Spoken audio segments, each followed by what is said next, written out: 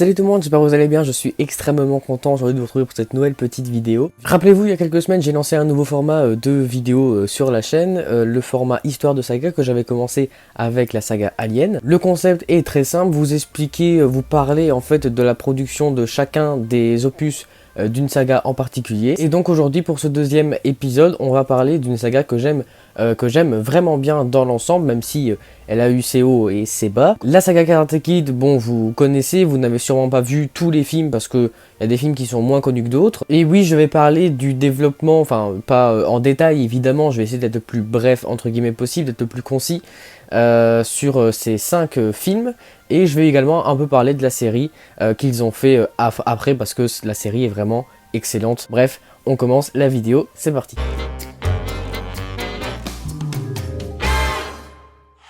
Tout commence en 1983, soit un an avant la sortie du tout premier opus de la saga, lorsque le producteur Jerry Weintraub, connu pour avoir notamment produit 3 films de la saga Oceans, mais également le Tarzan de David Yates, découvre dans un article l'existence d'un adolescent qui, victime de harcèlement scolaire, a décidé d'apprendre les arts martiaux. Le producteur propose alors au scénariste américain Robert Mark Kamen, scénariste de la trilogie Taken et du 5e élément notamment, de lui écrire un scénario en se basant sur l'histoire de ce même adolescent, ce qu'il fera volontiers. Pour le rôle de Daniel LaRusso, initialement Daniel Weber, qui représente le jeune homme harcelé, ont été notamment approchés Sean Penn, Charlie Sheen, Kyle Eastwood ou encore D.B. Sweeney, mais c'est finalement Ralph Macchio qui obtiendra le rôle malgré son âge très avancé de 23 ans à cette époque. Pour incarner Monsieur Miyagi, l'acteur Toshiro Mifune, qui est un acteur assez récurrent dans les films d'Akira Kurosawa, et Mako Iwamatsu étaient intéressés pour le rôle. Au final, c'est Pat Morita qui détiendra le rôle sans même avoir été auditionné. William Zabka est alors choisi pour jouer l'ennemi numéro 1 de Daniel, Johnny Lawrence, tandis qu'Elizabeth Shue a dû suspendre ses études à l'université d'Harvard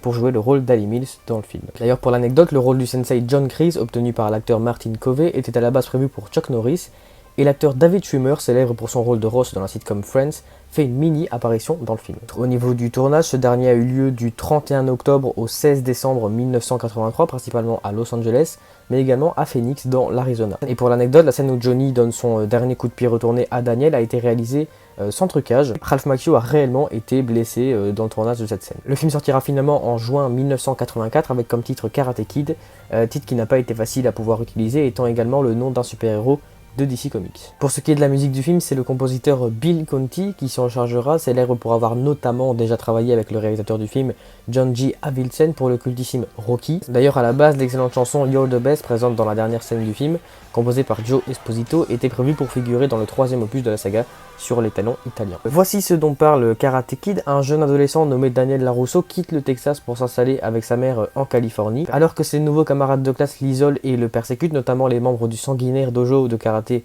Cobra Kai, Daniel rencontre par le plus grand des hasards un ancien maître de karaté nommé Monsieur Miyagi. Personnellement, je suis un grand fan de ce film. Les personnages sont hyper mémorables et les relations qu'ils entretiennent sont super bien écrites. Les musiques et la mise en scène sont entraînantes, les thématiques abordées sont très importantes et inspirantes. Bref, n'hésitez pas à voir ou revoir cet excellent film, il est disponible sur Netflix.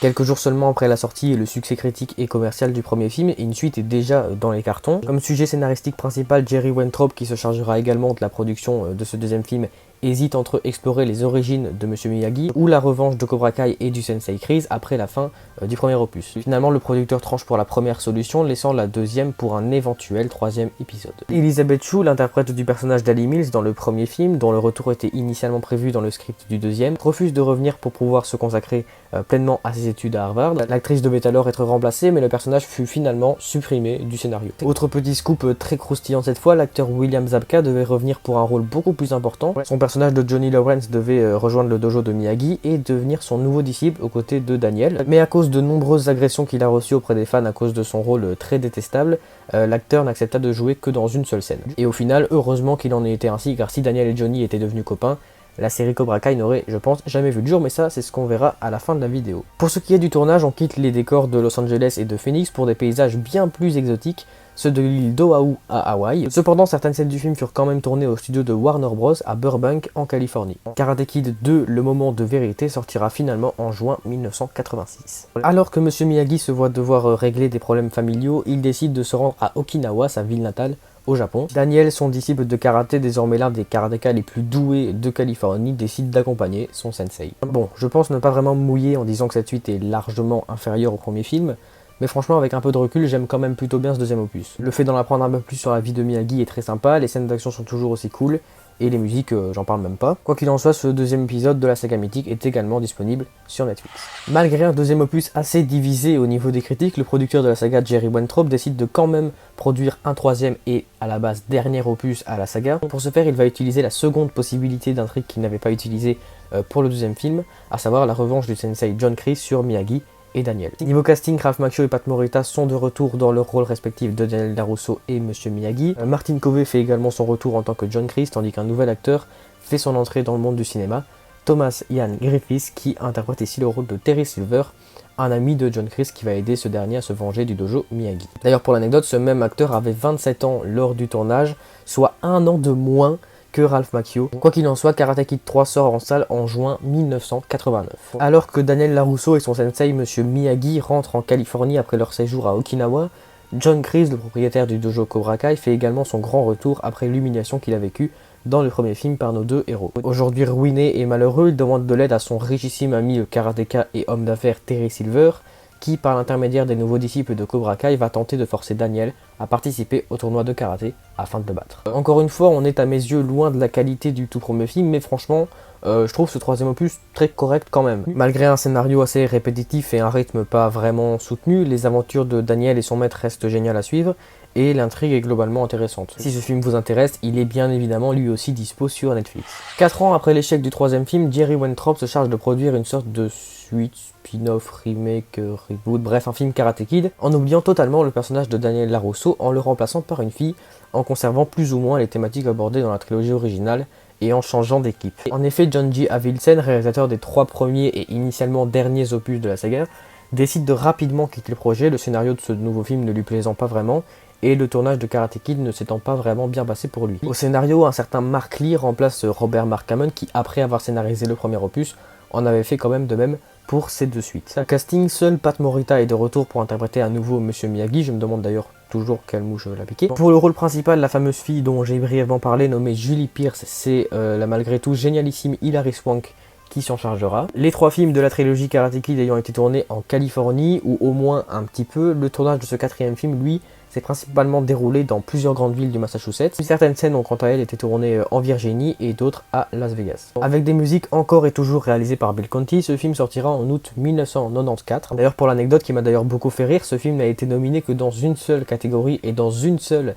cérémonie, celle des Stingers Bat Movie Awards, dans la catégorie de la suite que personne ne réclamait. Étonnant que le film ne soit d'ailleurs pas reparti avec la récompense. Bref, quand il faut y aller, voici ce dont parle le film. Julie Pierce, une adolescente mal dans sa peau, est entraînée dans un voyage initiatique par son professeur de karaté, Monsieur Miyagi, qui paye ainsi sa dette envers le grand-père de Julie qui lui a sauvé la vie pendant la Deuxième Guerre mondiale. Comme vous l'auriez deviné suite à mes nombreuses remarques négatives sur ce film, je ne l'aime pas du tout. Malgré de belles musiques et des acteurs pas trop mauvais, j'aime beaucoup Hilary Swank par exemple, les personnages sortent tout droit d'un cul et le film nous laisse sur beaucoup de questions sans réponse. A partir de là et pendant près de 14 ans, la saga est laissée à l'abandon, on comprend pourquoi, avant qu'en 2008 une rumeur tourne comme quoi un remake du premier Karate Kid serait en préparation. Peu après, ce film est officialisé et on apprend que notre cher Jerry Weintraub sera de nouveau présent pour le produire aux côtés de l'acteur Will Smith. Seulement, si les 4 premiers films de la franchise parlaient d'une personne apprenant le karaté pour se défendre dans sa triste vie, il n'en est pas vraiment de même pour ce remake. En effet, le personnage principal y apprend ici le Kung Fu. Sony voulait d'ailleurs renommer le film Kung Fu Kid, ce que Jerry Weintraub refusa. J'avoue que je suis mitigé, parce que d'un côté on a karaté dans le titre et il n'y a pas de karaté dans le film,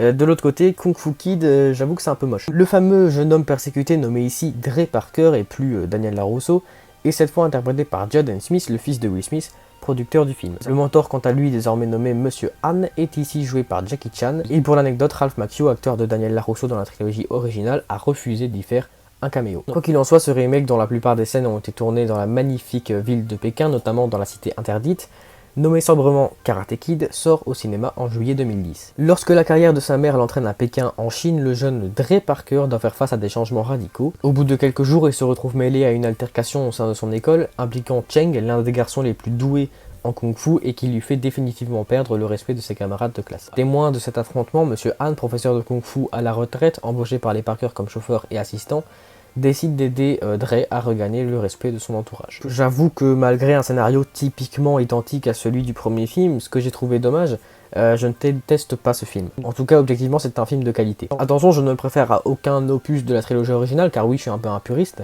mais dans l'ensemble, c'est un bon film. Ce remake ne donnera lieu à aucune suite, mais il n'a jamais été dit que ce ne serait pas le cas de la saga originale, la seule, la vraie, l'unique, celle de Ralph Macchio. Une suite à la trilogie originale est donc officialisée en 2017, mais ce que vous ne savez sans doute pas, c'est que cette suite a vu le jour grâce à la sitcom culte How I Met Your Mother. En effet, dans l'épisode 22 de la saison 8 de cette célèbre série, Ralph Macchio et William Zabka reprennent leurs rôles respectifs de Daniel LaRusso et Johnny Lawrence, le temps de quelques caméos, deux personnages que nous n'avions à cette époque plus vus depuis les années 80. Un des personnages de la série, Barney, avoue dans cet épisode qu'il déteste Daniel et que pour lui Johnny est le vrai héros du film. Ce qui donne l'idée à Sony Pictures Television de produire une série qui irait dans ce sens, enfin plus ou moins. La série Cobra Kai est donc officialisée le 4 août 2017 avec une saison pilote de 10 épisodes. À ce moment-là, peu de gens croient au projet et les plateformes Netflix, Prime Video et Hulu refusent la série. Cette dernière sera alors finalement rachetée par YouTube Red, aujourd'hui appelée YouTube Premium, et malgré 2 premières saisons qui s'avéreront être de véritables succès critiques, YouTube n'est plus intéressé et abandonne le projet. C'est alors que le sauveur de série numéro 1, Netflix, intervient et décide de racheter la série pour la continuer. Une 3e saison a donc été diffusée début 2021, tandis qu'une 4e est déjà en tournage. Au niveau du casting, évidemment et heureusement, Ralph Macchio et William Zabka reprennent leurs rôles respectifs de Daniel LaRusso et Johnny Lawrence comme dans How I Met Your Mother. En octobre 2017, le casting de la saison 1 est annoncé. Il est composé de Xolo Mariduena, qui interprète le nouvel élève de Johnny, Mary Mauser qui joue la fille de Daniel, Tanner Buchanan qui lui incarne le fils de Johnny, et Courtney Engeler qui joue la femme de Daniel. Ils seront rejoints dans la saison 2 par Peyton List et Martin Covey qui reprend à son tour son rôle du sensei John Kreese, et dans la saison 3 par Elizabeth Shue qui reprend son rôle d'Ali Mills 35 ans après l'avoir joué pour la dernière fois. D'ailleurs, rien de concret à ce sujet, mais Hilary Swank qui joue Julie Pierce dans Miss Karate Kid n'exclut pas une éventuelle participation de sa part dans la série. Elle affirme même qu'une confrontation entre elle et Daniel serait intéressante et j'avoue que je suis de cet avis. Les 3 premières saisons ont essentiellement été tournées à Atlanta en Géorgie. D'ailleurs, la prochaine saison, la 4e, a démarré son tournage il y a environ 30 jours et devrait avoir fini de tourner d'ici avril pour une sortie normalement en fin d'année. Plus de 30 ans après les événements du premier Karate Kid, Johnny Lawrence, désormais alcoolique et célibataire, décide sur un coup de tête de rouvrir le dojo Cobra Kai, dojo qui 30 ans auparavant lui avait enseigné le seul domaine dans lequel il excelle, le karaté. Recrutant un jeune homme mal dans sa peau nommé Miguel comme premier élève, Johnny va cependant devoir affronter ses malheureux souvenirs lorsqu'il découvre que Daniel LaRusso, son ancien ennemi aujourd'hui homme aisé, heureux et accompli, vit toujours à Los Angeles. La série suit donc les aventures de Johnny, de Daniel, mais également de plusieurs adolescents, notamment la fille de Daniel, Sam, et le fils de Johnny, Robbie, qui vont avec plusieurs de leurs camarades découvrir à leur tour le karaté. Cette série est à mes yeux une des meilleures, si ce n'est la meilleure de l'histoire de Netflix. Entre les nombreux personnages qui sont tous incroyables, que ce soit les anciens déjà présents dans la saga ou les nouveaux, les scènes d'action, les musiques, le rythme, les thématiques, etc., tout est parfait. Regardez cette série, elle est disponible sur Netflix dans son intégralité, évidemment. Donc voilà les gars, c'est déjà la fin de cette vidéo, j'espère qu'elle vous aura plu, j'espère vous avoir appris un maximum de choses sur cette saga que vraiment dans l'ensemble j'aime vraiment bien. Si vous voulez vous refaire tous ces fameux films et séries d'ailleurs, si vous avez Netflix c'est le bon moyen puisque la trilogie originale est disponible dans son intégralité sur Netflix. C'est également le cas du remake avec Jaden Smith et de la série Cobra Kai évidemment puisqu'elle a été rachetée par Netflix. Par contre pour Miss Karate Kid, non, et de toute façon vous ratez pas grand chose. Bref, on se retrouve la semaine prochaine, vendredi prochain pour une nouvelle vidéo. D'ici là je vous dis à très bientôt. Salut!